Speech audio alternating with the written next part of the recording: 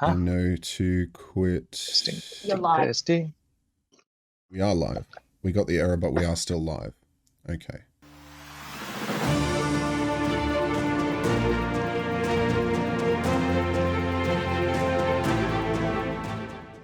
Hello, everyone. Hello, hello, hello. Hello. Hello. How is everyone? Hello. Hello. So Well, thank you. How you doing? So good. Well, thank you. How you doing? I had a moment there Very going, happy to be back. asking everybody There's else. gonna Oh, be- wait, it's just us. Hey. There's going to be a clean, crisp echo of us doing those intros. So there was many hellos. There was many of us. So many Oh, hellos. fantastic. So that's Of just course. happened. Oh, is that still Episode happening? 3. We're here. Episode 3. Who's here? Who's in the chat? Say hello. Say 3. hi. We want to Hello, people see in the how chat. you are. Hope you are well. Yeah, let me. We've only just started. It's good to be here. It's like, good to be here, and we want nice to know to who hang else out with is you here. guys again, as Always always. a pleasure. Yeah. Always a pleasure. Yeah. Always a pleasure. Yes. Extra bonus see to you doing both. yeah. Extra bonus us. Extra bonus voices. It's very cool. No. What am I Yeah. doing? I'm bringing up a Should new be thing clean so I audio. can monitor chat because I like to do that. I Yeah, like to be able to chat to people. I've It got makes that me up happy. too. So yeah, Yeah. I'll be chatting as the social pillar in the chat, and Thea OMGM. So make sure to say hi to both of us. Or if you have any questions, just whisper us or whatever you need. You can reach out to us. Also, we have a Discord. Let me see if the command works. Yeah. Discord. Let's see it. Make the Discord Go to work. Discord. Skadoosh. Make sure you click the Beautiful. verification react. Click the button. You'll get your access to the Discord. It's very basic right now, but it's a work in progress, and we hope to make it epic. Please give us any feedback or continue the conversation after the stream. Which is very cool. Hey, should we introduce ourselves? We got so excited. There might be people who haven't been here before or watching the VOD later Yeah, on. I Great hope idea. there's Come and people who've found never us. been here before. That would be fantastic. If you're new here, say hi in the chat. I'm Jarrett, also known as the GM Chef, as you can see in the description right beneath me. To my Pointing the wrong direction. left and right are my wonderful companions, Ian and Thea. Why don't you guys tell us what you do, Thea? Yeah, What's I'm OMGM? OMGM. I tend to stream live games. One day I'm going to stream crafting, but that's not going to happen yet because I cannot craft. But yeah, I play a lot. I chat a lot. Occasionally I rap battle, but let's not talk about that. Ian. Ta-da! No, let's talk about. No, okay, we'll talk later about that. Maybe. I think we need Not the to. stream, not the stream. I'm Ian. Ian, I am from Roleplay Experience and long-time GM and third time Twitch talk showist, and very happy to be here and looking forward to what we have to chat tonight. Good to see you both and good to see everyone in the chat. Yeah. Let's get right into it. Yes. Do the thing. What are we doing? What are we doing? What are we doing? talking What are we doing? tonight, Ian? Well, tonight, after a good discussion last week, we thought it would be pretty handy to talk about safe gaming tools, which would be like what are they? Why did they come about? What would be the purpose of them? How useful they are, and how it's kind of changed the way gaming is done over years for us. Particularly, I think we're going to start with stories that we have. So safe gaming tools, we'd love to hear your feedback on these as well, if you use them. If you don't, like if you want to know more about them, any experiences you've had and stories that you might have as well, and we're going to share a few of ours here tonight. So that's what we're going to talk about. Safe gaming. Absolutely. Put yourself in a safe. Lock the door. Make sure you have air holes. No, That's that's super the safe. new, That it? new- That's not it. that's the new module. Come on, that was a coming out. really good joke. That was a good joke. It was funny. It's taking Yes. the lockpicking rules and making them so complicated that nobody wants to play. No. Oh my god. It's having no terrible jokes. players. Rule 1 of risk management: eliminate the risk if you can. Eliminate the players. Eliminate the game. Totally safe. It's going to be a real short yes. stream, You're guys. kind of saying become a It will be. novelist, I think. That's one of the safest Well, it's- occupations, surely. The sitting. That's like the absolute extreme. Not doing it is like there, but to do it, I thought maybe should we start with, because we did talk about a couple of stories when we came up with this, and I know that I might jump into the story that you said Why, might be the way to start. actually, Ian, I think you were sort of telling a bit of a story about some of your initial experiences with getting into games and playing, and why you kind of think maybe, I don't want to say that perhaps you've been playing a really long time back when dice were made out of stone, but when you started out, was safe gaming even a thing that you talked about or thought about? Thankfully, it wasn't made of stone at the time. It was a little after that. There was actual plastic at that time too, which was good. But yes, I do remember the time where you had to actually draw numbers with crayons on the dice. But yeah, a long time ago. When it started, it was basically everyone was just excited to play, and there was nothing. Safety tools didn't even exist. It was literally if you had a group of people who wanted to try a role-playing game like Dungeons and Dragons or you name it, Shadowrun or whatever, you just got the group and you jumped in and you played and experienced and dealt with whatever scenarios came up. And it was after a couple of years, and this is going back a long way, where I'd had a few, most games were fun. And most games we came up with different experiences, encounters, and you do over time push the boundaries with your group so you can actually see what kind of things are fun. And then there was one day where I had a group of friends in high school and we'd been friends for a while and played a number of games together. And outside of that, we also did other things like go saw movies or go out, did sport or whatever, and had our own social lives. And there were certain social dynamics in our group that were, of course, sometimes came into the game. And this is where it gets interesting. What were the social dynamics that somehow came in not just by players talking to each other, but their characters doing things with the other characters in relation to what they were going through. So we had this particular game, and one day, which I was running, I had started to already become the forever DM, which is another topic for another day. Yeah. But I loved it. I loved running it. And it was out of all games, it was the Temple of Elemental Evil, if anyone knows that. It was the very first game, which is Village of Homlet, and it's this game where they were heading towards this bridge that's not very high level, and there was an attack from giant frogs, I think it was. And I Terrifying. remember they said, yeah, we'll give it a go. And as we all went round our turns for who was going to after it, one of the other characters decided to sling a shot at one of the other characters in the game because they had a difference of opinion. But I was like, okay. And being young, I thought, okay, how do I deal with this? Because it's on the fly and you're not sure what to do with that. And so I thought, okay, all right, are you sure you want to do that? And he's like, oh yeah, just fun. And I was like, okay. And I could see the reaction of the other player and the other players at the time going, what the hell? Like, what was this? And so anyway, that started, and then they started kicking off, and then we just like slowed down and stopped and just said, okay, look, let's just kind of play the game here, guys. We're just doing this. And so anyway, there was So you're they saying the kind players of started simmered kicking down. off? Well, they started kicking off, playing their characters, starting attacking each other instead of the giant frogs that the rest of us were trying to actually deal with, and that was very uncomfortable. And I thought, and they were using almost as an excuse, hey, this is our characters doing this, but you could see particularly the guy who was attacked first was getting quite triggered by this, understandably.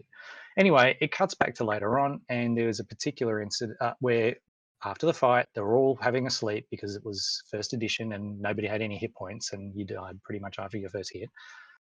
And one of them said quietly to me, the guy who had instigated before the attack at the beginning, I quietly, because he's a priest, cast this spell called Wyvern Watch, which is this spell which actually puts a protection around you, and if someone attacks you, a paralyzation effect comes in if they don't save. And I said, okay, fair enough. And I wasn't thinking too much about that, should have been. Later that night, doing the watches, the other guy who was attacked earlier had a bit of a grudge still. So he says, while I'm on watch and I'm a thief, I go and try and steal something from the guy. And I checked the wording of the spell. And it was like, if anyone comes within, touches them or whatever, it goes off. And I was like, okay. And I was thinking, do I go with this? Do I not? And I said, okay, I'll go with it. Let's see if they can do it well. and he triggered it and he failed his save and he gets paralyzed. And then the other guy wakes up. He's like, oh, this has happened. What do I do with him? Maybe I should cut off a toe or something or like this. And he was kind of mucking around with it. And I was like, okay, this is not fun. And this is not a great experience. And the other guys were already like, oh, come on, this is ridiculous. And they didn't see it too serious. They just said, do something else. But the guy who was being attacked, that was it. And he picked up his stuff and he said he was done and he walked out. And those two never spoke again, as far as I'm aware. And it changed the relationship in our group forever. We didn't have meetings with the two of them at the same time. It was, and that stuck with me that day. I thought, what the hell could have I done? What could have I done better? I was young. This is like, I was 14, I think, at the time. So you don't expect this kind of stuff to happen. This is high school. Yeah, these are high school friends way back when. So yeah, and that stuck with me back then. And it makes you wonder as well it made me wonder about how do you set up a place, not just how you deal with it on the fly. How do you set up an environment so that people know what to expect, that they're kind to each other and they don't bring in baggage from outside? I'm still a little shaky even thinking about it, going back to it, because these are friends of mine. I haven't seen these guys for a while, but I know I'd definitely catch up with them if I had the chance. Yeah. But I don't think they ever got over that. And I thought that's not something I ever want happening in a game again. So that was my experience. And that's a lot. And I was kind of talking to the two of you about your experiences, or I don't know if you had, I don't know, questions about that one. I'm trying to think can back I ask how I was at the time. Can I ask a question about that? So, you're 14, your brain isn't fully formed. And was this a bunch of guys? Yeah, actually, I'm thinking back, it was probably I was 14, 15. Yeah, and this is a bunch of guys at school, in high school. I think we're year 10, like year 10. Yeah. Yeah. And would it ever and I know this is sort of a bit of a weird question, but is talking about feelings and talking about what's okay and what's not okay between you something that would have ever come up in that group? That's a really good question. I mean, then we can talk about gender safety as well. Because absolutely, the difference between not just men, boys and girls and how they talk, men and women and how they talk, groups of men, groups of women, groups of co-ed, just working together and playing together, which I started to want to do more and more as I played. But also what it was like then compared to today is hugely different. And in places, it's changing. There's a shift. Group of boys, we were actually pretty, from what I could tell from some of the other guys in our year, pretty open with the way we talked about things, but at the same time, still, we just didn't express about that kind of thing as well. And I know later on, coming down the track, there were some particular things happening between the two guys and it was about girls at the time that they were interested in, that there was something that happened. I don't know the whole story. And it's like, guys, now I'd leave it at the door. We don't have time for that. We're here to have fun as a group. Leave that crap at the door. We're here to support each other and have fun and tell a story together as well. But you want to do that in an also respectful way at the same time. You want to make sure that everyone's having a really good time. So I think there was something about that. Could we talk about it? I don't think we would have been able to. Because that's what I think is interesting, is having the language to talk about that, right?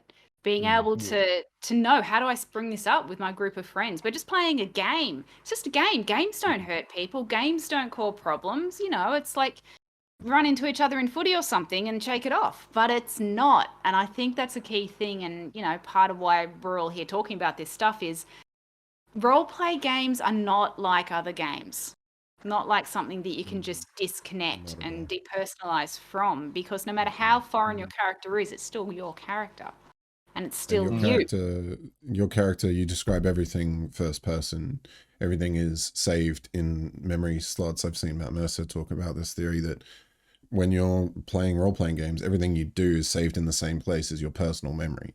And so also when you bring it up and you reminisce it and when you recall the memory, it's I did this, we did this. And so it does have that.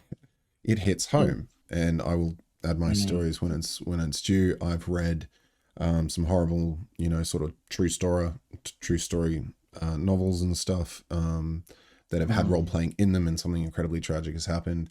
And I've seen quite bizarre things happen just being exposed to the hobby for so long. So I'll talk about those when I think they're really relevant. But I think what I wanted to touch on with Ian is like, that's an incredibly hard position for you to have been in, to exactly that. And just like you touched on there, Thea, the idea of you didn't have any tools, you didn't know how to navigate that situation, and the environment and the set and setting, which most therapists and stuff will understand, is there's a right place and time for certain things, and the game space is not that time for the outside to come in. It is, yes, an escape, but I think a healthy escape, and also a place that you could work through those things as well. So if you're having a tense moment, you might just want to be really aggressive that game, but then just express that. Just say, hey guys, can we just like go and mess up a goblin cave or something? Just, that's all it takes. It's not a complicated language necessarily. Obviously there's definitely the right way to go about it, but just saying how you feel changes everything, because then it's not personal. It's not I want, it's guys, hey, or everyone, I feel like I want to do this. Do we want to do this? And just asking a question. That's all it is. And that's the thing, that's communication, right? And I think communication is so fundamental to trust, but it goes both ways. It's difficult to communicate things that you might be uncertain about in a group that you don't know particularly well, or in a group where it's not clear what the expectations and the norms and the boundaries are. And it's, it can, and I think the thing that struck me that sort of, I think has come out of what we're saying is when it takes you by surprise. And that's what it is. And that's what I think kind of safe gaming is about, is preparing for things that could take you by surprise. Yeah. It kind of reminds me to like, so one of the things that I wanted to share, and sorry to my turn now. No, I have a turn. talking stick. We should have a talking dice. It's how we have to do it. Yeah. But it's things that take you by surprise. And this was an interesting one. So we brought up about, gender. And I think gender it's an important thing to think about in gender dynamics, because it can catch you by surprise. And I say that as someone who identifies as female. I got caught by surprise in a game playing online. Surprise, surprise, I was playing online. I know, an absolute shock to everybody. But I was playing an online game with a bunch of guys who, got on really well with. They're lovely human beings. They're all really keen on the hobby. And we're just it was a shopping. I don't plan a lot of shopping things because I find them boring, but players being players, I had a beautiful encounter set up. There was traps, there was puzzles. It was amazing. And on the fly, I said, there's a souvenir store that you walk past. Immediately, what did you do? They go into the souvenir store. No. Yeah. I'm like, oh no, now I have to figure out what's in the souvenir store. So it was hats, lots and lots of hats. Cool. And, came up with an NPC behind the counter, was a tabaxi, because for some reason in my head, tabaxis are French, so I can do a French accent. So it was, hello, come into the store. What can I do for you? And I know that wasn't a proper French accent. Don't at me. Anyway. It's role playing. You can do whatever you want. Whatever I like. It's always got it somewhere. It's Frenchlish. Anyway, walked in and, I'm describing these hats and caps, and I thought I was doing a really good job. And then one of the players, or one of the characters, starts to flirt with the shopkeeper. Totally predictable thing to happen in D&D. Now, this was the first time in a long time that I'd had a heterosexual player playing a heterosexual character flirting with a female NPC. I've had lots of characters that are either non-binary, anything like that. But this was the first sort of more traditional gender thing where the NPC was matching gender to me. And I was caught off guard. I felt uncomfortable. Now, I trust this player. I think the player has a partner and I'm asexual, I'm aromantic. I'm not interested in that stuff. But I was caught off guard and felt uncomfortable because we hadn't discussed that element. We talked about what happened with sexual content and what we were going to do with that, which fade to black. but yeah, so I was really surprised. Whereas when I've had games where my players have either been not interested in my gender, can flirt until the cows come home. And it was really interesting to me. And I kind of unpacked it a little bit and was trying to figure out, did I feel threatened by it? Did I feel insecure? And I don't really have an answer to that. But I thought it was really interesting that that was what threw me. Because we hadn't talked about it. And that goes back to what I was saying before, is being taken by surprise. And like, it wasn't even awful. It was really sweet flirting. It was cute. But yeah. Yeah. I was Yeah, I just think it gonna was. say, I think obviously when that comes at like trust element and you feel like you're comfortable with people, but again, like like Equalist said in the chat, you don't really know what people are capable of, especially in an environment where it's like try and be other than yourself. Yeah. But the intention behind it, and like you said, how you interpreted it was not aggressive, but that's not the point. Their intentions could be absolutely just on it, like a light-hearted thing, wasn't meaning to take any direction on it, just an opportunity, and took a Free stab, hat.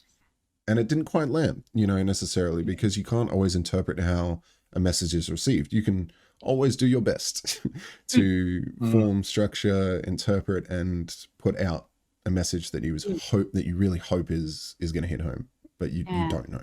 You cannot understand the filters that go through various people's brains and what their journeys have brought them along the way up until the point where you decide you're going to put something potentially controversial, traumatic, triggering in the game. So just have the conversation about it, and it's just an awareness thing. It's really just about having a conversation. But as we will talk about later, we have some actual tools that will put these things in place. We're not just running our mouths saying, wouldn't it be great if there was this thing that we could do? Wouldn't, if you had tools and you had a language and navigation and we have that. It's coming. But no, I do want to say one more thing. Sorry to jump in. No, is I think, because we're not going to talk about this when we talk about tools, but I think it's an important thing to mention, is when you're running these games, is actually have a bit of self-reflection beforehand. And if stuff does come up that challenges you, is reflect on that again. Because again, as I said, these I'm very comfortable with these players. Love them to bits. Trust them. Mostly. Yeah, I trust them. But yeah, and there was definitely no intent. But yeah, it just, for me, it was like, why does that bother me? And I think that's a really important thing for safety as a DM or even as a player, is if something does kind of like trigger you or challenge you in some way, to actually make the space and the time about it and work through that afterwards. And that's something in sort of one of my professions that I do, is really important to get supervision, to think about feelings, to think about your reactions. But it's important for you to say as well, what is, if you don't mind saying, what is in a profession that you do outside of here that informs this? Yeah, I think that's handy to know too. So I've been involved in psychology. So I've had experience counselling people in the past, and part of being a psychologist is that you have supervision and you need to have a lot of tools in place to make sure that the stuff that you are confronted with or could be confronted with, you are able to manage that in a healthy way. And I suspect that probably comes into a lot in the way that I play and the way that I look at myself as a DM, maybe as a player. But yeah, so that's something that comes from, is very strong in that profession. I'm not sure it's so strongly emphasized everywhere. In fact, I'm 100% sure it's not. I was going to ask then, because also when you were saying about that experience, because I know what it's like when you have it the first time. What was it like? Has it come up again since then? And also, how did you deal with it after that in particular? Or have you had incidents since then that you were prepared for, or what did you do? Yeah, that's a really good question. So I've actually thought about how I will handle that kind of flirting encounter, because people love the idea of it, and it's a great way to get stuff off NPCs. And I think for me, it was it's understanding where. No, it's not even understanding where it comes from. I think it's understanding what makes me uncomfortable about that. And I'll be really open. I think because I am ace and I am aromantic, so that is not something that I really understand the same way people who have a different mindset or a point of view of way of looking at things do. So I think it's the level of it feeling foreign, but being able to couch that in language, which is in the game, and it's having boundaries and understanding why it might bother me. Well, not, yeah, we'll say bother. Why it might make me uncomfortable. It's because it's actually foreign to me, Thea, but the NPC looking at it as a skill check. So really kind of putting that line in. So more playing the role, and it's sort of, I guess, even talking about it now, it makes me realize that one of the things we can do as DMs is we can put ourselves into a lot of the characters as well. It's not just one character; it's a whole bunch. Yeah, and as long as that safe space has been established, absolutely use it to absolutely look at. It takes obviously a mind and a little bit of effort to get that understanding and to be able to evaluate yourself like that. That's obviously a very mature thing that people can and do, but others don't. So if you have that opportunity and that skill to check in with yourself and go, right, what might be upsetting or challenging or something, and if you want to explore it, a good safe role-playing game experience, don't treat it like therapy, because it's not. Normally a game that you are going to be playing a game that is for fun, for entertainment, and for release, and for escape. But there are absolutely some amazing communities, lots of them local, who do Minds at Play and all of these other things. There's groups that run for kids, and who have neurodivergent, social anxiety, and all these other things, and they create these amazing online places. So it's a tool that obviously is heavily adapted, and they give you, if you wanted to DM for them, they give you a structured module that they create from scratch, and they all work on as professionals that they are and whatever they're trying to achieve. And I had the opportunity to meet them at the last Collecticon, and I don't know if you guys got business cards. Minds at Play, yeah. So it can serve that, and we can talk about D&D therapy, and I would love to get someone on. We can maybe reach out to those guys at Minds at Play, get someone on to discuss it, because obviously we're not necessarily, I don't fully understand. He explained it to me, but I don't understand like the intentions and what they're really trying to achieve.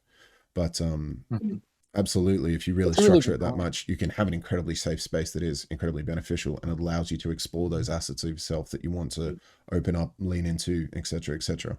But it has to be communicated and agreed upon. I think that's a key thing as well, as setting boundaries and setting rules about what can be explored at the table, because I think every DM has or will come across somebody who you suddenly realize is working through a personal issue or personal trauma in your game that you weren't aware was going to happen. A very delicate situation to be.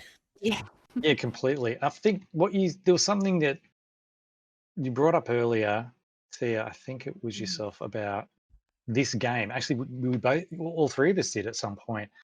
This is not a normal board game. Like, the rules are a little more flexible, particularly because of the whole nature. Role playing, there's a lot of acting exercises here. One of the professions in my background as well, being for performing arts, is about the idea of being able to get into character, which is why I kind of shift towards that more role playing side, and I love that side of the game.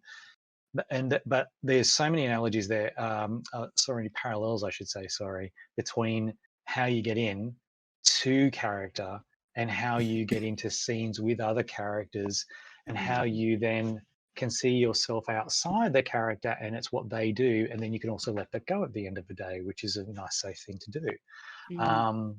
And it also allows you a certain license to do things you wouldn't normally do, which is an interesting thing. But at the same time, it's being able to tell stories that in ways that you may not do in your ordinary life, but it allows you to explore it in a safe space. And I think I hadn't had a chance, Jared, to talk to Minds at Play, and I'm really looking forward to, though, because I like what they do. And check out their website if you can as well. It's great to see all the programs that they've got, because they do, and a number of other organizations around the world now see the benefits of, there is therapeutic benefits. Absolutely. They actually specifically tailor games towards helping connection, to help building confidence, and enabling articulation, in emotions and feeling, particularly also for people, like you said, neurodivergent background and ways of living. To be able to explore and to articulate how you feel and what you're going through in safe spaces, which is not something it definitely wasn't in the rule book of D&D first edition. You didn't have anything like that. In fifth edition, they do. They actually talk about some of these things, which was surprising. And in a number of other role-playing games, particularly since fifth edition came out in the last 5-10 years, that's actually almost like a staple now of, let alone the preparation, but how do you engage your group in a safe space coming in? So I wanted to check with yourself, Jared, if you felt you had a particular experience as well from a gaming story, what, like anything that was an uncomfortable experience or something that you've heard as well, about how do So people deal with an uncomfortable okay. experience? I'll talk about a personal one first, because it is something that if I did have to ever do one of these little self check-ins, it's something in my life that never got truly resolved because exactly like yourself, at the time I didn't quite know how to handle it, and I handled it as best I could, and I can't remember where I got this saying from, but yeah, sometimes we don't know what to do, but we know what we can do, and I love that saying because you can just do your best, and sometimes that has to be good enough at the time. And you can always look back and reflect and etc. I've given the lesson away for free. Here comes a story. I had just really started diving into 5th edition. It had just come out.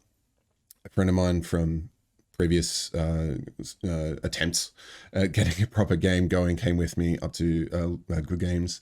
And we hung out there and we were like, hey, we want to try a game. And we were like, all right, I've DM'd before. I picked up Curse of Strahd because that was the season at the time for Adventurers League, and they were kind of running it there, but we did our own thing. And then there just happened to be 2 other players who were showing up to try and find a game as well. And so they said, hey, did you want to join us? I've now been to one of their weddings and several other weddings from that party. So we're good friends to say the least. But we were all pretty much the same age, either just out of high school or I was in my mid-20s. So yeah, however many years ago, 6 or so. But we're all pretty young. And, from 14 to 25, it's not a lot of maturity that really happens, let's be honest, not in a bunch of guys anyway. But yeah, your brain's still developing until you're quite well into your 20s. So everybody was going through stuff, lots of turbulent stuff. And I always suggested, hey, like, even if we're not going to play, if somebody doesn't want to play or whatever, we can always just play a board game or something. We can always do something. I'll go out for a meal. And we did that when somebody went through a breakup. So I was already kind of trying to make an inclusive, safe environment where it was an open communication thing. But needless to say, we played for many years. We never finished the campaign. We have 1 session to go. If anyone's watching, we will do that this year. But one night somebody was also coming to look for a game, and we were an established group. But this was a mature gentleman, middle-aged, and he just kind of waved and said, hey, do you mind if I sit on the end of the table and just kind of watch you guys? And I was like, yeah, I don't see any harm with that. I said, look, we had 7 or 8 players at the time, so it was pretty obvious we weren't really ready to take on another. And so he was chatting to someone down the end, one of my players, for quite a lot of the game. And then towards the end of it, he kind of introduced himself to me and he said, hey, look, I'm kind of looking for a game. Do you reckon I could just sit in on a couple of sessions? And I was like, you know what? Let's try it. Let's just make it work. And I think he was the 8th player. So God, it was already kind of difficult. But I thought, you know what? What's the harm?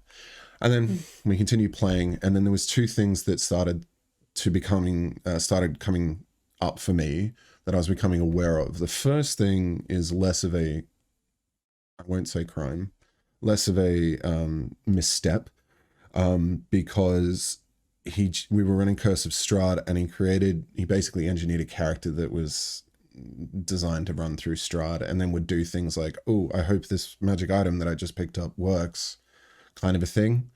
And it just meant that there was too many times where I was feeling like he knew it was going to happen and he just had the solution, and he created a very powerful character, and I let him bring a horse in, and so there's a couple of things I made mistakes on, and something I'm now aware of a boundary of. So don't just bring a new guy in, create a crazy character and whatever. So I was already kind of uncomfortable with that, but being some of these guys fresh out of high school and stuff, and this gentleman being middle-aged, bit of an odd situation, but again, not judging. It got interesting when he would kind of start saying, hey guys, we should hang out outside of D&D. Like, does anybody want to go and have a drink and things like that? And I just thought, mate, there's just too much of a gap. I don't think we're quite that familiar with you to do that. And then he would kind of bring up things about his home life and stuff. And it's just, okay, it just kind of seemed a little bit like emotional blackmail. And I didn't really know how to handle it, but I just remember having an epiphany on a hike one day, and I went, oh, I think I have to kick him from the group. This is the first time I've had to do this. This is what ended up being a 2-year campaign, consistent weeknights, like really, really solid. And like I said, I love every man, boy, person that was in that group, whoever they are now, because people have changed so much. But I had to make that decision. I had to kick someone, and that was huge. So I just pulled out my phone right there and then, and I called him and I said, mate, I'm really sorry to do this. And I didn't really know how to handle it, but I knew I said, I just don't think you're right for the group, and I don't think the group's right for you, because I didn't know any other way to put it. And I said, I'm sorry. I said, look, I don't have control over the store. I can't ban you from coming to the store and playing with another group. And I know that that's going to be an awkward position for you, but I didn't give him a reason. I didn't voice that. I'm actually getting emotional now, because like I said, this is just one thing that I wish I have resolved in my life. And I need to contact you on Facebook, mate. I'm not going to say your name, but I need to contact you, because you've actually, he's kind of like randomly messaged me Merry Christmas once. And I'm like, I don't know that this person was bad, but the signals that I was getting meant I saw a threat and I had to eliminate it, because I was it wasn't just frustrating for me running the game. There was a strange dynamic, and I didn't know what it was. And because of the unknown, I had to make a call, and it was a brutal cut.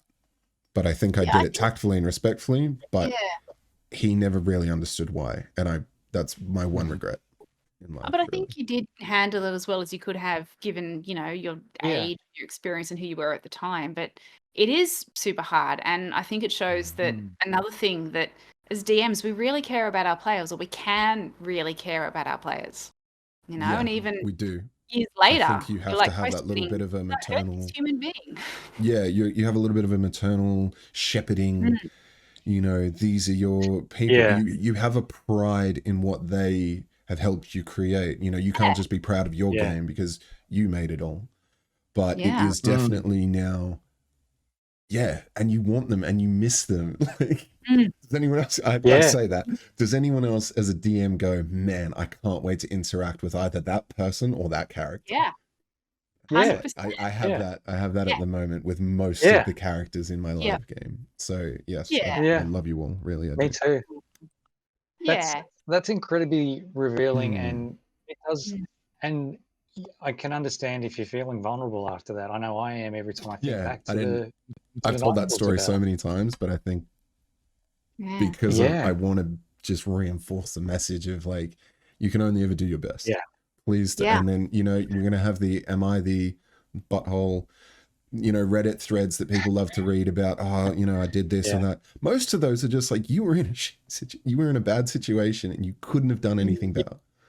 And just with your knowledge and your position and your upbringing and whatever, just, you have to do it. But please try and learn from the lesson. That's what I want to do, because if I have that conversation with that gentleman, I'm gonna have a bit of an inner peace moment. It touched on something, the value of. Oh, go ahead, Thea. No, you go. I was just thinking, you touched on something about the level of responsibility you start to take on when hugely. you realize, as a games master, the group that you have, and you want them to have a fun experience, and you're aware of the pitfalls that can happen. And the sad thing is, it's kind of funny as well when it's a challenge when you realize sometimes you can't plan for everything, and that you may not know because you haven't experienced it. And that's like, I don't want you guys, I don't want you to have to experience anything like that. But at the same time, my God, I learned from it. And I know that I don't want to do this for others again. I also know that I want to play again, so I have a choice. Do I do the safe thing and never play? Like we talked at the very beginning, that's the safest option, is never play. Or do we need to adapt? Do we need to change? Do we need to, okay, how do we reflect? Like you said, Thea, how do we come back and look at, how would I change this? What would I do differently in future? How can I make it less of an emotional trigger for me? And I can actually go, okay, what kind of rules and what kind of safety things do I put in place for others? And when you start trying them out for the first time, it's always kind of feels clunky, and you're like, is this going to work? Or is it like, I think, Jared, what you said before is like going with open mind, kind heart, and clear boundaries. This is what we're here to do. And this good is intentions, where absolutely. Good intentions, but also think clear boundaries, because that whole, like, what's the phrase? Good intentions have laid the pathway to hell, or Yeah, something. the I road think to is hell is paved like, with good intentions. and it's like, But that doesn't the good mean, intentions is always, and it's like it's a few things of having actual tools or some process or something you set up. At least I've started to find that even introducing it to gaming friends, and they're like, we don't need that, and it's like, you won't need it till you know you need it. And it's like, how about we just Exactly. talk about it anyway, just as an idea? Like, I'm just I know. proposing this, give it a go, see how it goes. Try it on. And I think that's, I think it's to have thought about it and to make it a conscious choice to try and come up with some techniques, even if some of them might feel clunky, or you worry that they're going to interrupt the flow of a game, or it's just not natural to you because you don't have the language, you know. Adapt, research, adapt a system, research it, dumb it down, tone it, change it, take what you need. Just do what you do with role-playing games. And just think about it. Honestly, like you were saying, Ian, I don't know why it isn't just like smack bang in the front. How to DM, what is a role-playing game, what is a safe environment? Just make it bog standard. Exactly that. The first few pages should always be this introduction to the hobby and what the hobby's about, why we do it, but also, most importantly, how to do it with the options of various safety tools. And then it's literally just part of the game. Why is it not just part of the game? I think part of that is that it's that whole thing of like when the internet came around, because like the internet was like really mid to late 90s, really, as a general mainstream kind of thing. Role-playing games have been around since 1974, same year I was born, which is terrifying because 50th anniversary is next year.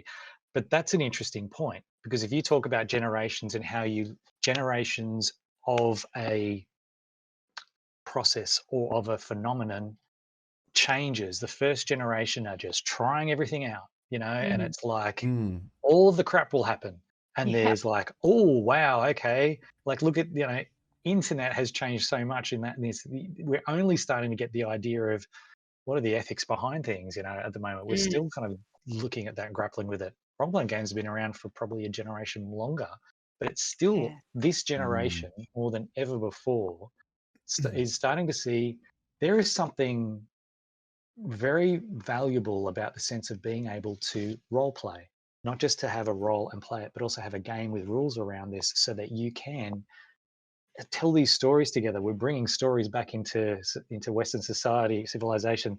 That is a whole topic for another day, but because let's just start talking about the Industrial Revolution screwing crap up, but that's another story.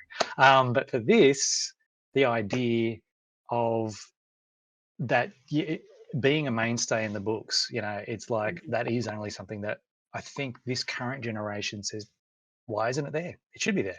And it's like 20 years ago, we wouldn't even thought about it, or maybe we couldn't consciously think about it because we didn't realize actually this is something that continually comes up. This is something that's important.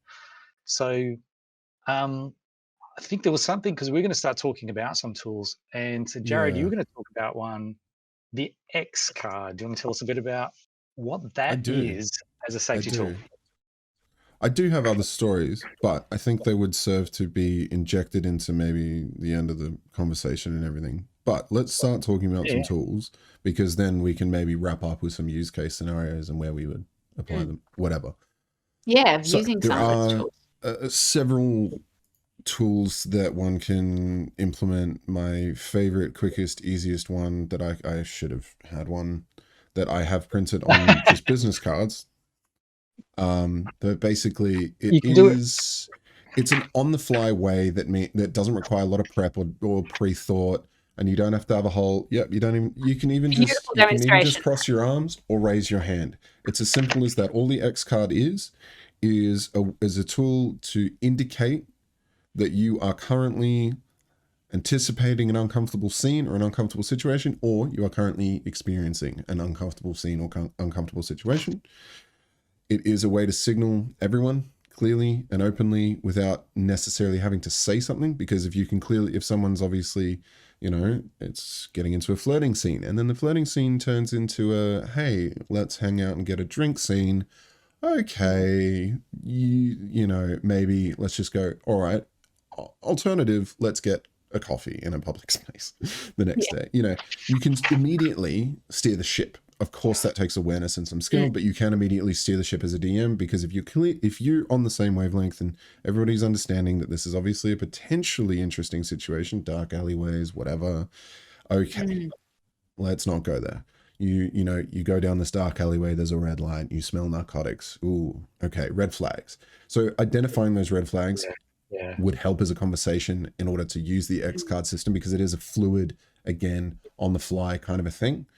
But then there are other tools that are a pre-thought thing. So the X card I love for conventions, because you can quickly and easily say, you have a card, I give them out to the people at Collecticon, the DMs at Collecticon, and on the back it just has a quick summary of the rules.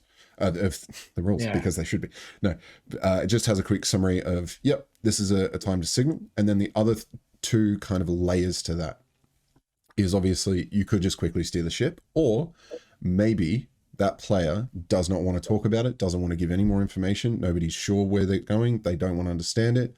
Okay, if you're comfortable, you're going to have to, again, I don't like to say have to, but if you can, just maybe have that conversation with the DM to the side for a few seconds and just be like, hey, so-and-so's behavior is upsetting me, so-and-so's language is upsetting me, so-and-so's attention towards me could be unsettling for someone, and they don't feel comfortable saying in front of everyone else, hey, do you want to not stare at me all night? It could be something as weird as that. It doesn't have to be a game thing. It could be just literally person-to-person behavior, and you just need to pull the DM aside. Now, again, the DM isn't in charge of the behavior. Like you were saying, Ian, there is a default responsibility that lands on you. And I find that unfair. And I also find the word dungeon master or game master intrinsically flawed, because you are not a master of anything when you run your first game. And when do you become a master? What defines that? But I also love it because it gives you an awesome title before you even start. Put on cups. Saying, you're in a tavern, boom, you're a DM. That's when it happens. So the X card is effectively rules light. It is the on the fly thing. Yeah. Sorry, jumping in because that's what I do. I think X cards they're a good tool when you don't really know how to set up safety tools. If you're not confident in your ability to read and pick up other people, like bot signals around the table. I mean, I think when you've been running games for a while, you can get a sense when people are uncomfortable at the table, and you've got a skill set and a confidence to steer the game away from whatever is potentially going on and go back to neutral ground. But I think having an X card can give a DM confidence as well. It's not exclusive to the players at all. And I think a key thing with that is also DMs can do it.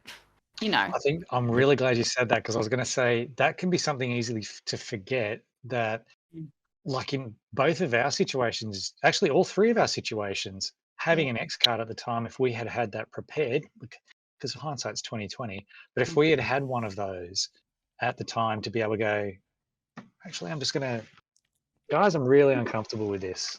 We're going to move on from this because it's not part of what we do. And having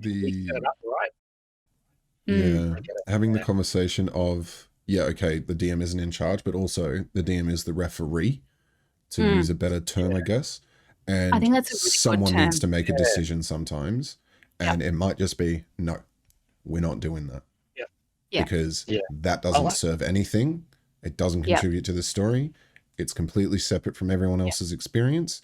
And there's also another agenda behind it. And just laying it out and just being like, guys, you all need to step outside and either discuss this together or go into separate rooms, cool off. Of course, that takes a lot of understanding, maturity, and confidence to say that. But if you've already established, again, just saying, guys, it's a safe space. Sometimes that's all it takes. And just understanding that you're going to have to pull someone up, maybe. Yeah. And that needs to be agreed upon again. Yeah, and I think that's super important when we're talking about setting expectations. Even by explaining safe gaming rules to your players, saying, hey, if you're uncomfortable, do this action, tell me X card, send me a message from private. Yeah, it's bringing up that concept of psychological safety at the start of the game. And so it's setting in everybody's minds that that is a rule, that is a no-negotiable. This is a psychologically safe place that I've already talked about, so that it shouldn't come as a surprise to anybody that if people are uncomfortable, we're going to move away from that. And I think that's important to set that expectancy in games. I think it's a really good term for it, setting expectations, which is, I mean, like in any walk of life, if you're coming into a group of people, how are we going to work together is basically what we're saying, or how are we going to play together? And the idea of setting expectations, which I know we've kept bringing up the idea of a session zero. It's coming up. It's going to be a topic for sure one day. We will talk about it. It's in that session, if you have a multi-session game that you're going to play, session zero, to be able to bring up, all right, guys, let's talk about expectations. What kind of game? What's going to be fun? What's the stuff that's not going to be fun? And that should be a fun conversation as well. It should be, hey guys, we're going to start building this world and shaping it and defining its boundaries. And then we get to play in it. Like, how is that not one of the best parts of, role playing? If the playing was fun, we'd do a lot more of it and we wouldn't start so many damn campaigns. But, that's right. No, but like it is like obviously creating a character is incredibly fun because you are defining and shaping this interesting part of yourself that you're going to explore. And then there's the whole world to define and shape. And then there's the cultures and like, what kind of behavior for the cultures is okay? What time period are they in? How developed are they? What are their stances on various things? And we could get into all the ethics and morals and boundaries of what a world could potentially be like and how a set of D&D players or role-playing players are going to interact with that. It's chaos. So you can't anticipate everything for chaos, but you have to sometimes pay attention to when it's happening, take it on board, and then you do have to anticipate, because managing that expectation, anticipating that there could be a misaligned expectation takes time and experience. But again, just the awareness that it is a potential conversation that needs to happen is all it takes. Speaking of, were there other tools that you guys have used that helped shape those conversations? Like we talk about the X card, but are we sponsored by them, by the way? Like, are we getting a kickback here? Because I feel we should. Pretty sure it's a free thing, and I'm really glad they made it free. And it's so good that you should share. In fact, I'll have a link to where you can get the original link to it later on. I'm going to find it. It's actually on the document I'll talk about a little later. The Consent and Gaming, they have a link to it there. Oh yeah, no, that's what you were going to do. Yeah, sweet. Yeah. Right. So before I do that, I think that Thea, I'd really like to hear you or Jared for any other tools that you've used as well to set up a really safe gaming space. Cool. Sorry, the dog going off in the background. I hope you guys can't hear it. Can't hear it. That's okay. Good. Have a large the dog roll is as well, so I just assumed it was that. It's fine. Stream, you can't hear Papa's. It's fine. It's fine. I could talk tools for days. Thea, do you have anything that I'll tell you what I can talk about. Ian, you've obviously got the consent forms. That's fantastic. Session zero. Again, we've just talked about that's fantastic. But again, lines and veils. Just having that conversation and just being aware of that. And that again is like just like you were saying, Thea, just like the X card. You don't need to, it doesn't take a lot of work. It's just, okay, can we point out a few things and just kind of navigate our way around them? That's all it is at the end of the day. So was there anything else? Yeah. Do you know lines and veils much? Or because I've got a bit of an idea about it. Like, what is lines Yeah. and veils? We're not talking like a I was fan dance who are in Star Trek, right? Well, I'll talk about that first, but I'll do it brief so that if you've got particular safety Yeah. tools you use, please do. Mm. Lines and veils can have actually link. I'm actually about to use this because I'm working with Headspace. Funnily enough, this is not specifically therapy, but Headspace dealing with neurodivergent young people. And so being able to build social connections, build confidence, and just joy as well. So articulation is a big thing. So I'm going to be using it in that. We're going to have a session where we're going to set up, and I've used it briefly, but I'm developing it now based on the tools we're about to talk about. It's the idea of, what if you're afraid of a spider? What are the things that we are afraid of? What are the things that we don't like? Let's do it on a board. Like, what are the things that we might actually experience in this game, whether it's romantic scenes or blood and gore or Spiders are a good one. I love using bugs as enemies, and then it occurs to me people got phobias. Yeah, exactly. I remember actually having that in one of the games I ran at Collecticon. I knew there was spiders in the game, and I went, okay, guys, I'm gonna have a few suggestions of this particular game of things that will come up that I believe some people might not be comfortable with. If you love sort of like a bit of horror and stuff and that kind of thrill of the unknown and don't want to hear it as spoilers, cover your ears. For those of you who do want to hear about it so you can say, I'm not happy with that, please keep listening and just let me know. And we went through it, and in the end, I think it was one person who said, no, I'll listen to it. And then they said, actually, I'm okay with all of those. And we said, all right, great. If there is a line, though, and someone says, no, spiders are a big no for me, creep me the hell out, and I won't play. And I was, great, we're not going to deal with spiders in this game. Done. That's a line. And you're literally putting a line through something to go, these are the things that we won't talk about or we won't go through in the game. Keeps it really simple as well. And I think it's nice if you do it as a group thing.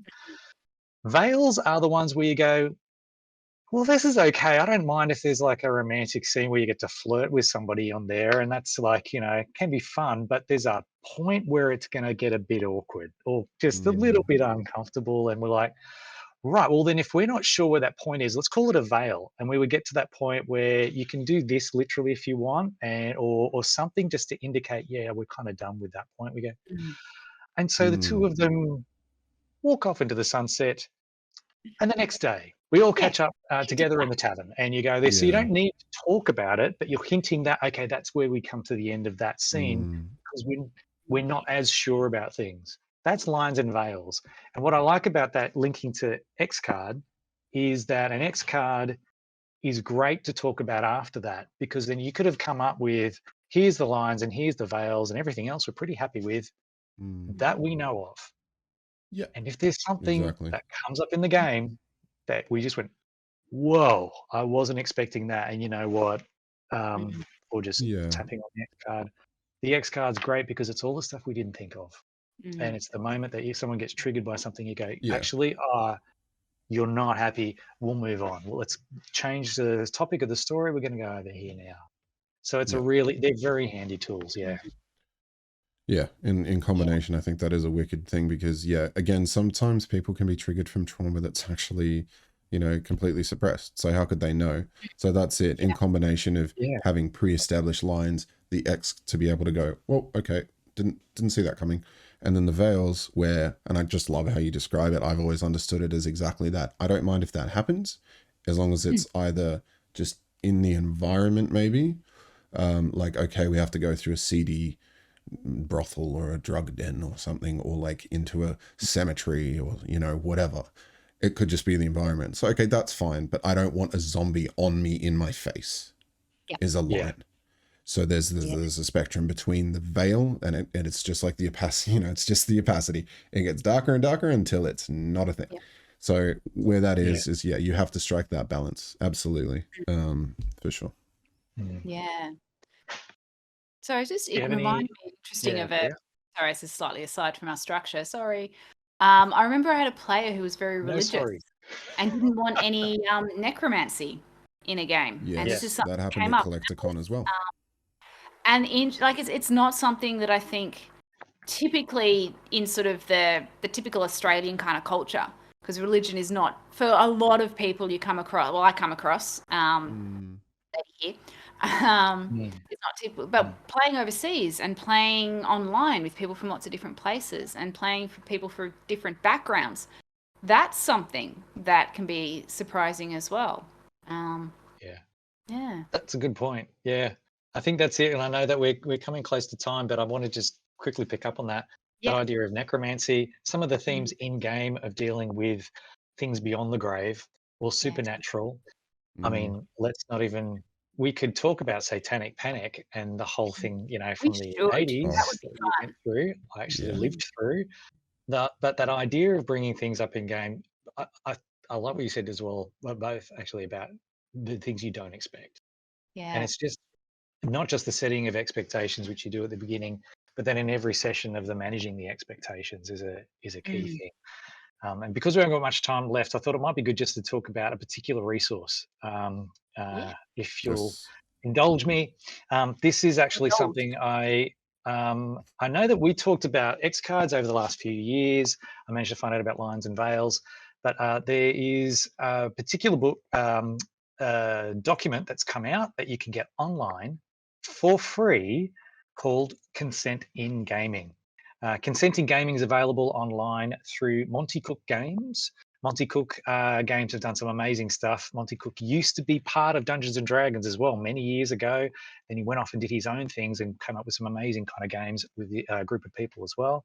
This is by Sean K. Reynolds and Shanna Germain, and it's a fantastic introduction into safety tools, but also it's what actually is the purpose behind them, and that's about consent. What are we okay with? What do we consent to being in our story experience? And it talks about the whole purpose of what is something that can be triggering for someone. What is how do you respond to that? How not to respond to that? How not to try and cajole or to try and influence people to go, no, just go along with it. It's going to Mm. be fine, Yeah. because that's actually not helpful. Yeah, don't And do that, and don't gaslight people or don't Yeah, manipulate and so people in it's games. like It's not fair. you just that idea of, it's just in your head, that kind of stuff. I think things have I hate changed that. a lot in Yeah. time. It's the worst, isn't it? And Oh, sometimes it's there may not even be a reason that yeah, someone it's such has. a strange Mm. headspace for me for anyone to think like that. That it's like, I don't know. I guess it's just an empathy thing, right? Like not being able to just see something from someone else's perspective and just acknowledge that maybe they're not having the same experience as you, that there is someone else out in the universe that doesn't just doesn't agree with you. Like, is that a concept in some people's minds? And that can be really harmful. Like, and that's exactly why we have this, is it's just like, okay, well, no, didn't we have a discussion about, where I'm not comfortable? And like, oh, okay, Yeah. yeah, I guess we did. Like, I didn't realize. And then boom, learning Mm. opportunity. Both people grow. Wonderful. Growth opportunity. Great I opportunity. Yeah, the very fact that Great success. Because some people don't actually like, particularly if you're a younger DM. Like, people are getting into this game when they're in their early Oh, teens, if yeah. not earlier. Like, you've not encountered these concepts before. Depending on where you're from, you may need to even have spoken about consent. You might not even think that there are people that think differently, because all you've ever experienced are people that are very similar to you, that have a Yep. shared experience. So I think it's not beyond the veil, and it's not veil, but not beyond the veil, and it's not beyond and it's not a negative thing either. Like, some people just literally haven't been No, exposed to it. They've never It's had the not about opportunity making to people develop wrong. that breadth of knowledge or empathy, if you talk about it. So it's absolutely. not a Yeah. judgment on people. It's a thing. It's a reality. I think that's Yeah. the value of the group storytelling Yeah. dynamic that role-playing games is the fact that we are deliberately engaging multiple perspectives of people who have different ways of looking at the world, and we're engaging that to go, okay, so what then? All right, and how do we share this together, and how do we build on that? That is amazing. And part of that, the best part about this, and I really love how they explain it in this document, of saying you don't have to explain it. You don't have to say why you're saying no. I just don't like it, because Yeah. you don't Yep. have to have reason behind it. There's a wonderful expression in Spanish called antipático, and I love it. And it's when I learned, I was like, I know that. I was like, what does that mean? It's that when you have an experience or someone or something that comes into the room and you're like, nope, and you don't know why, and you can't explain it, but you're like, no, no, no, no, no. I don't know why. I don't. No, I'm leaving. Yeah. I'm done. No, I don't like that. I don't like that person. I don't Yeah. like thing. Whatever. That's antipatico. You don't Yeah. have to explain it. You just don't get along with that thing, whatever it is. And it's like that might be something that eventually, again, on reflection, you Yeah. might want to look at later on, which is an Yeah. okay thing. But the great thing about this, in this circumstance, we're playing a game here. We just go, don't like that. I'd like to move on from that if that's okay. Yeah. And Yeah, I think sure. that's the other thing as well. You don't owe anybody an explanation. And that is a Not at big all. thing, and about consent more broadly as well, is no is a complete sentence. And I don't owe anybody, or we don't owe anybody to say why or to No. justify or to make a case. Yep. It is like, no, this is not for me. And in a respectful gaming space, then that's enough. It's like, yep, cool. Yeah. No from you. Yeah, we don't need a resume when you join a game. Yeah. No. Yeah. But yeah, and Ian, you just brought me back to earlier in the episode. You summarized my story so beautifully with that antipatico, which is exactly that. It came up on, it crawled up on me, but it was when I was on a hike and I was just in my own thoughts and I went, oh no, I don't like this. Yeah. And I executed some kind of an action, but you said it so perfectly because I have done exactly that. I've come back and looked at it and I've gone, well, if it was one thing I wish I'd done differently. Yeah, I think that's I'm so glad that you can have that word as well as part of the lexicon, because And I part love of it, saying that's so beautiful to say. I think there's something about also the role-playing game side of things. Sorry, I just wanted to mention on here that there's the antipathic, the idea of I know there's about quality versus quantity, and there's a whole much of what we deal with every day is about how much, how many things. This is right. This is what we do, and this is what we don't. And this is how you meant to treat everybody, and this is what you can do, what you can't do, etc. There's a lot of things defined. I really love how role-playing games, things aren't defined so much to start with, but we leave it open to be able to go, all right, let's explore it. This is a line for us. And this specific thing, this is its own culture. This group that we're in is its own culture. This can be its own story, its own group of people, its own community. And it doesn't have to accord to what everyone else does. This is what we do here because this is the safe space for this group. And that can be completely different with a different gaming group, and you don't need to explain it. I think there's something valuable, something precious about that, so that it can be its own thing.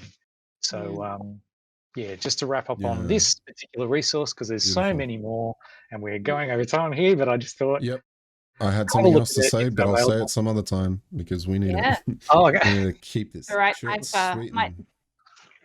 I'll come on over here. This is it. Having antipatico to something going on in the park behind my house. So if you've noticed me vanishing, D and Dog is not impressed with something. No, that's okay. Well, if anyone wants this particular resource, Consent in Gaming, it's available through Monty Cook Games. It's a free download. Or if you know Drive Through RPG, fantastic resource online. You can get it through there for free. It's a fantastic thing. It also has links to the X card, the No Thank You Evil. That's an actual mechanism that is used. Have a look at that, plus a whole bunch of other ones. And if you're watching this later, the link will be down below. If you're looking at this on YouTube. Thank you so much, everyone, for tuning in. Thank you, everyone, for chatting. Hope you guys are all doing well. Let's. What are we talking about next week? Are we talking about prep? What up? Are we talking about my favorite topic? Are we talking about like the one thing that I love to do the most? No. No. Thanks, Chris. Thank you so much for hanging around. Thank you, everyone in chat. I know we talked about what we're going to talk about next week. I may have forgotten. Barry, do you know what it is? Is it prep? Surprise! Well, it doesn't matter because I think we should talk about prep. DM prep. How do we prepare for a game? Player DM prep. prep. How do you prepare for a session? Oh, How there's do you got to be prepare some for a irony there in me campaign? forgetting what that was and us talking about DM prep. There's just got to be. Yeah. That's it. Let me just. Yeah. But no, we want to make sure that everybody has a methodology, an approach, and a tactic. I want to call them tactics on how to, and some structure to your notes, to your prep session.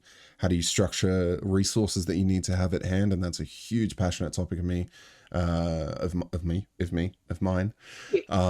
we'll dive into that next week. So stay tuned, stick around, join the conversation in the Discord. There is a link here in the chat. Exclamation mark Discord.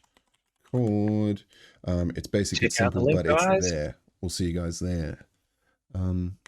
Goodbye, farewell, good night, and Mwah. thank you, everyone. Thank you for hanging Thank you around. so much, everyone, for tuning in. We'll see you next week. Well, do we want to raid? Do we want to try raiding? Do we want to raid? I feel we raid. should. We can We raid. could try and raid Eurozone. Let's try Eurozone. Okay. Is that okay with everybody? We okay with that? I'm okay with that. All right, I'm going to set the raid up. Okay with that. Thank you for checking and setting the expectation there, because that's exactly what we need. Because I need you to know I have no idea what rating is. That's how out of the loop and old I am. So I'm very keen. I'm not sure what that is, but I'm willing to try new things. I trust you two so That's much. what- Bring it on. Raid has been created, people. Yeah. Yes. Love you all. We'll see you soon. Mwah. Thanks, everyone. Well Thanks done, for well tuning done, in. well done.